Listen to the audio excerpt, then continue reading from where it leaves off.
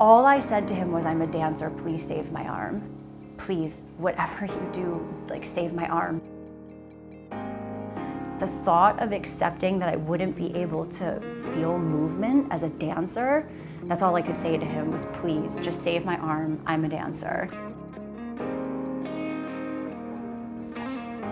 It did. So I started professionally dancing at the age of 16, I want to say, and I worked from about 16 all the way through college up until I graduated and got my day job, so to say. So it was great for me because I went to NYU in the city, so I was able to get my degree, focus on education, but continue to work as well. So I've kind of, interestingly enough, always had that dual life of academics and a career, but then at night I would still be a professional dancer. So it was a really great time in my life that I always look back upon, and I'm just so proud.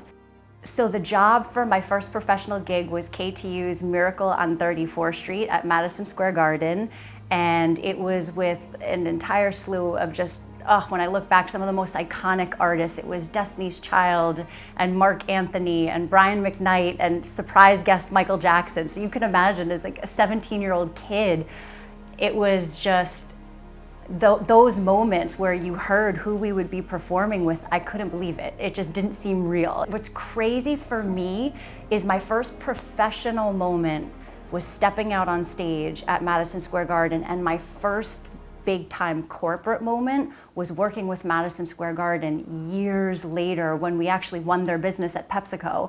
And I stepped out in the same way when we were, very different. We were pouring Pepsi, but it was still a celebratory moment that for me came full circle. To be dancer to then achieving something in marketing in the corporate world and connect the dots, it was so touching for me. I'll never forget that moment as well.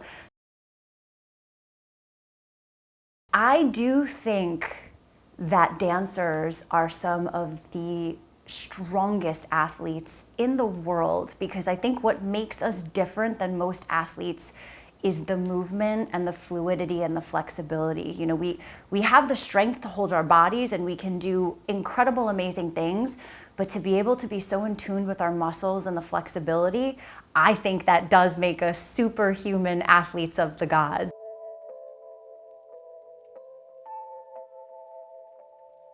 Trees are absolutely one of the most beautiful metaphors, because if you think about even just at the base level of the seasons of a tree, right? You have times where the tree is dormant and in darkness and its leaves have shed, and you look at that tree and you look at the bare stems, and it's hard to imagine that come spring you're gonna see flower buds and leaves and then beautiful peak fall foliage. It doesn't seem like it's even attainable. And there's times in our lives where it's so dark that you can't imagine a better day tomorrow, So it's very interesting that the winterized tree is very similar to when you're going through a horrible time in life. But when I think about a tree, the trees that are the strongest, the trees that live to be 500 years old, 1,000 years old, those are the ones that have the deepest roots. And those roots are completely surrounded by dirt, they're in darkness, they never even see the light of day, which is crazy to think about, that roots are 100% of the time buried. And I think the pain, the trauma, everything that we live through is what grounds us.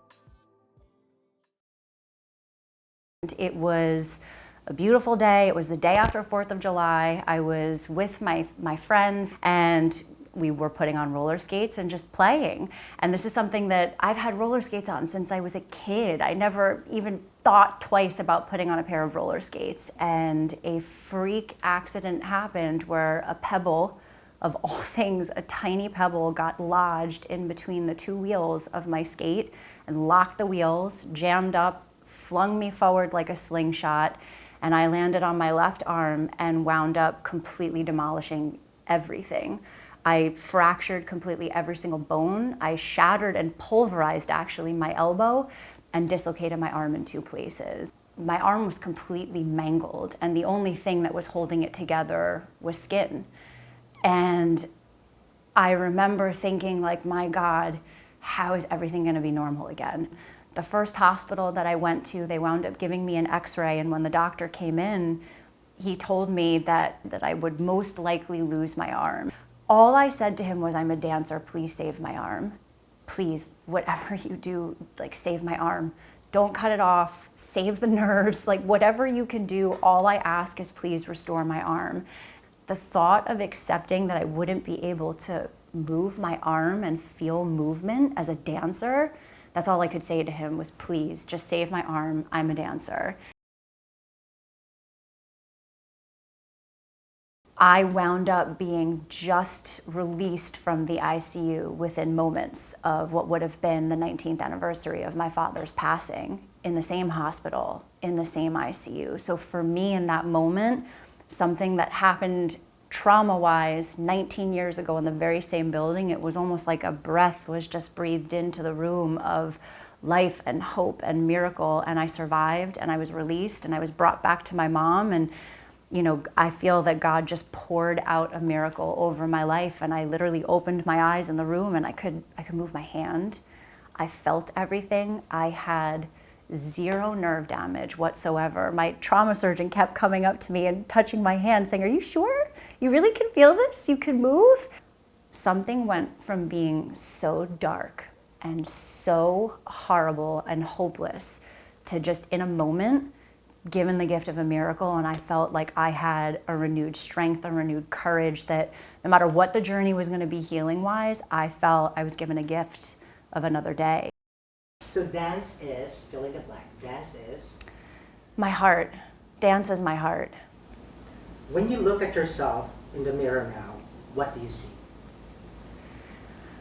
When I look in the mirror, I see, I don't want to use the word survivor, but I want to use the word fighter, perhaps, because I feel like I've survived things in life, but for the first time, I feel like I have more of a fire of a fighter, and I'm proud of that. That's what I see now when I look in the mirror, of the fear that I've struggled with for years.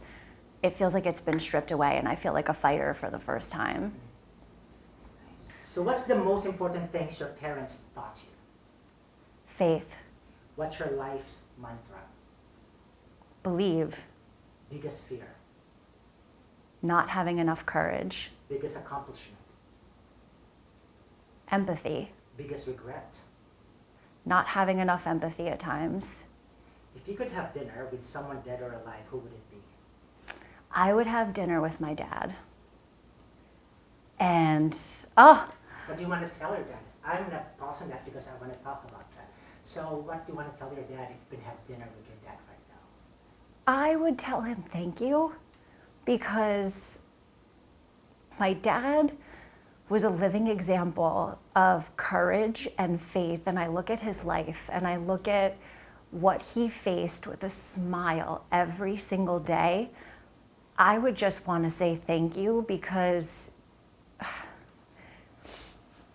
seeing that and having the privilege of witnessing that is something that I know I'll be 80 years old one day, and I'm going to hold that and fight for that. So I would want to just thank him for giving me a living example of what I want to aspire to be when I grow up. And, you know, I still feel like I have a ways to go, but I would just want to thank him for everything, just to have 5 minutes with him to say thank you. That's what I would want.